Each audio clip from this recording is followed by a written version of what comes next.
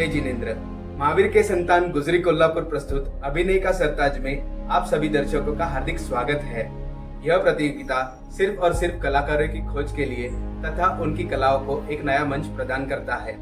तो आइए देखते हैं महाराष्ट्र कोल्हापुर से शत्रुंजय पाठशाला की ओर से प्राचीन तीर्थ महिमा नाटिका द्वारा आपके सामने प्रस्तुत किया जा रहा है।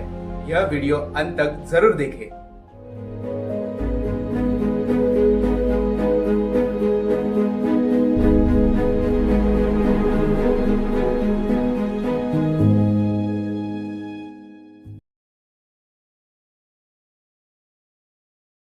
जय जिनेंद्र।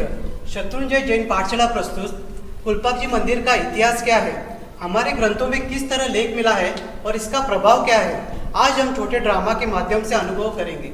पहले तो हम ये जान लेते हैं कि कुलपाक जी की प्रतिमा ये आई कहाँ से। आदिनाथ भगवान के काल में भरत महाराजा ने अष्टापद पर 24 तीर्थंकर की देहमान वाली यानी कि उनकी ऊंचाई उतनी प्रतिमा जी बनवाई थी, परंतु अष्टापद पर्वत पर हर एक मनुष्य जा सके ऐसा नहीं था। मनुष्य लोग पर उपकार करने के लिए स्वच्छ मरकट मणि की ऋषभदेव आदिनाथ की प्रतिमा बनाई थी और उसके प्रतिष्ठा के लिए आदिनाथ भगवान के पहले गंधर पुंडलिक स्वामी के हाथों से करवाई गई थी। वह प्रतिमा अष्टापद तीर्थ के ऊपर से विनीता नगरी यानी अयोध्या नगरी में लाकर स्थापित की गई थी। उसके पश्चात बहुत समय तक वह प्रतिमा अयोध्या नगरी में पूजी गई थी। उसके बाद विधातक इस चमत्कारी प्रतिमा जी को वैतरणी पर्वत पर लेके गए थे। वहां से इस प्रतिमा जी को इंद्रलोक में लाया गया और देवताओं ने भी वहां पूजा। वहां से इंद्र की आराधना करके रावण ने प्रतिमा जी को लंका में मंगवाई थी। खुद की सती पत्नी मंदोदरी को पूजा करने दी थी। उसके पश्चात राम तथा रावण का जब युद्ध हुआ उस समय मंदोदरी ने प्रतिमा जी को समुद्र में पधरा दी थी। आज अंत में जाकर विक्रम 7वीं शताब्दी में कुलपाक जी में वह स्थापित हुई। आज का कर्नाटक उस समय की राजधानी कल्याण नगर नाम की नगरी में शंकर नाम का राजा हुआ था।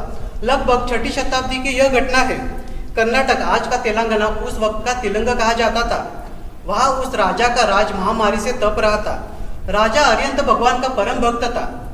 चलो आगे हम थोड़ा ड्रामा के माध्यम से अनुभव करेंगे। सावधान, महाराजों के महाराज महाराज पधार रहे हैं।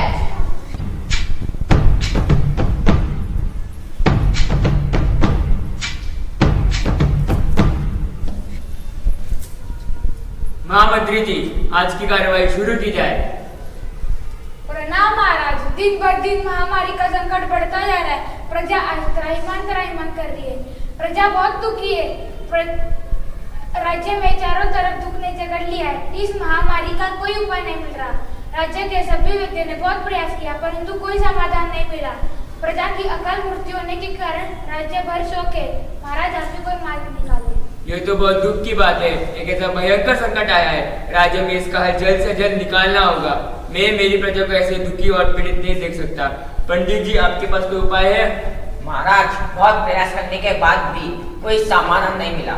हमें ये लगता है ये देवी उपदेव है। महाराज, एक नियम है, जिस चीज का प्रारंभ जिस व्यक्ति से होता है उस चीज का अंत उसी व्यक्ति से लाना होता है। ये उचित है पंडित जी। मैं अपने राज्य की सैर करके प्रजा को मिलना चाहता हूँ। महामंत्री जी, आपका क्या कहना है? ये उचित है महाराज। सैनिक। हाँ मंत्री जी। महाराज के आज्ञा का पालन करो। जो आज्ञा मंत्री जी।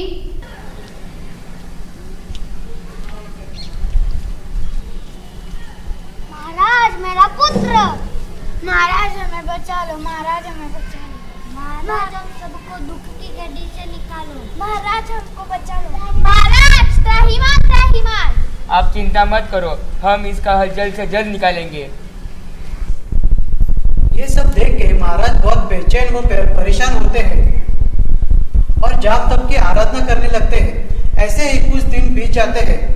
एक रात्र साक्षात शासन देवी पद्मावती माता राजा के स्वप्न में प्रकट होती है। चलो आगे देखते हैं क्या होता है। शंकर उठो शंकर।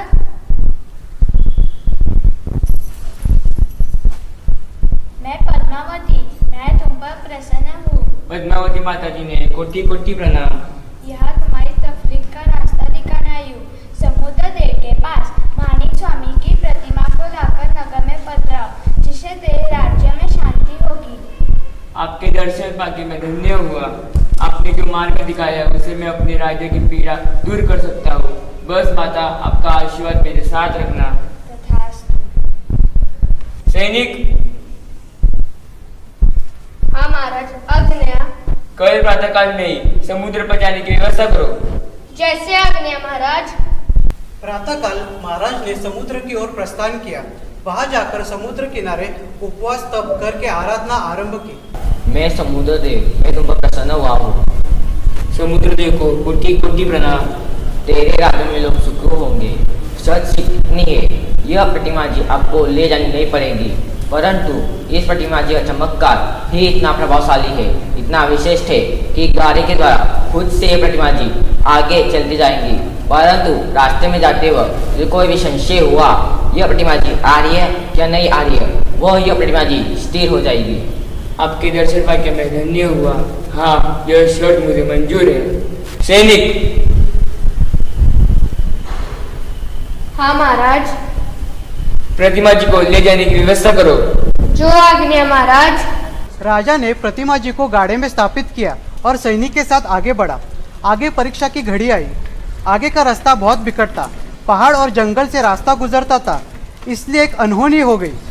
राजा को संशय हुआ प्रतिमा जी आ रही है या नहीं। शासन देवी ने प्रतिमा जी को कुलपाक नगर में स्थिर कर दिया।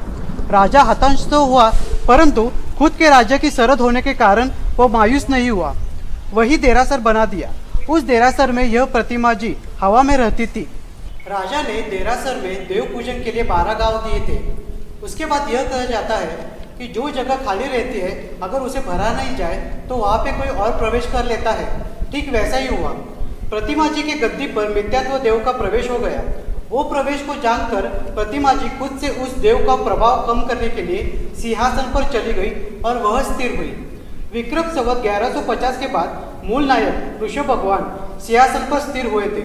हमें प्रश्न होगा, हरे मणि से बनी हुई प्रतिमा जी श्याम वर्ण की कैसे हो गई, जो पहले प्रतिमा जी उज्ज्वला थी। लाखों वर्ष समुद्र में रहने के कारण वो श्याम रंग की हो गई। विविध तीर्थ कल्प नाम के ग्रंथ में इस माणिक स्वामी की मूर्ति के चमत्कार बताए गए हैं। भगवान के अभिषेक जल यानी पानी से दीपक की ज्योति प्रकट की जाती है। प्रतिमा जी के स्नात्र जल से भीगी हुई मिट्टी नेत्र दोष वाला और अंधा व्यक्ति यदि खुद की आंख में लगाए तो उसे दिखना शुरू हो जाता है।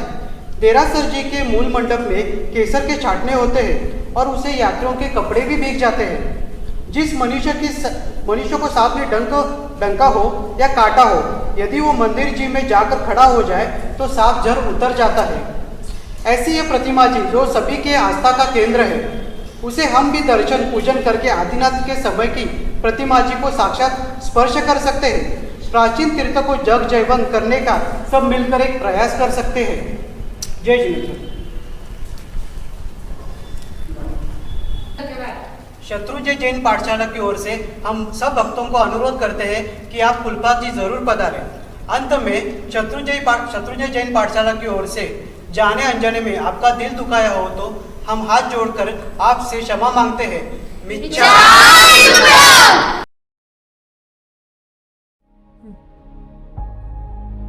जय जिन शासन। शत्रुंजय पाठशाला का यह सुंदर अभिनय आपको जरूर पसंद आया होगा। इनकी अनुमोदना करें, वीडियो को लाइक करें और ज्यादा से ज्यादा शेयर करें। धन्यवाद।